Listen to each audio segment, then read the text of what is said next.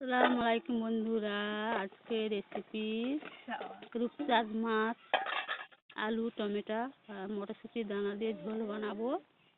পেঁয়াজ, লঙ্কা, জিরে বাটা বেটে নিয়েছি। কড়া বসিয়ে দিয়েছি, তরকারি বসাবো।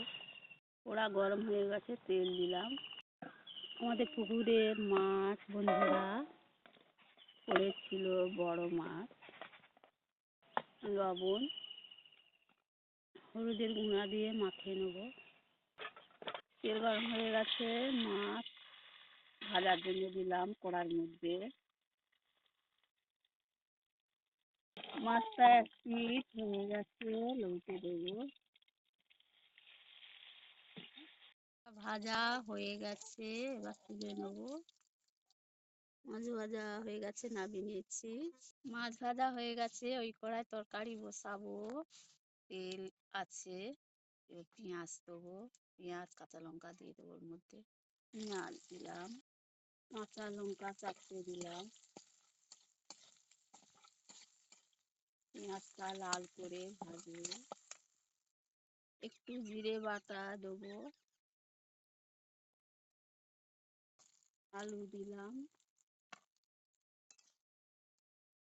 নাড়াচাড়া করে আলুগুলো ভালো করে কষিয়ে নেবো।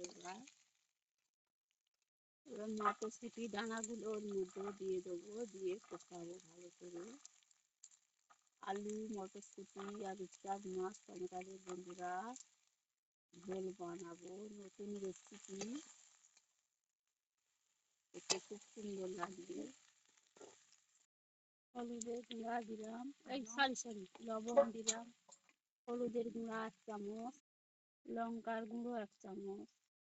কাশ্মীরি লঙ্কা বন্ধুরা, এর কালার খুব সুন্দর, ঝালও প্রচুর।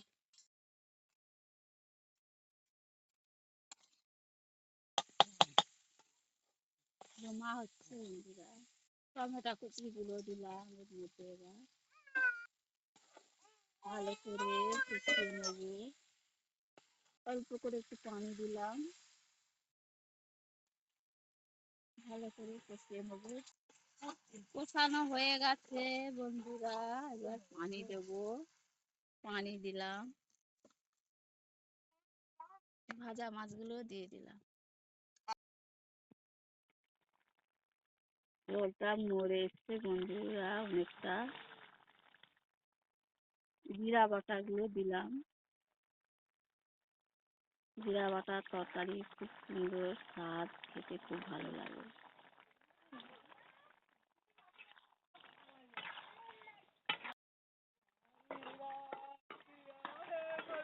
তরকারি হয়েছে, এবার নামিয়ে নেব।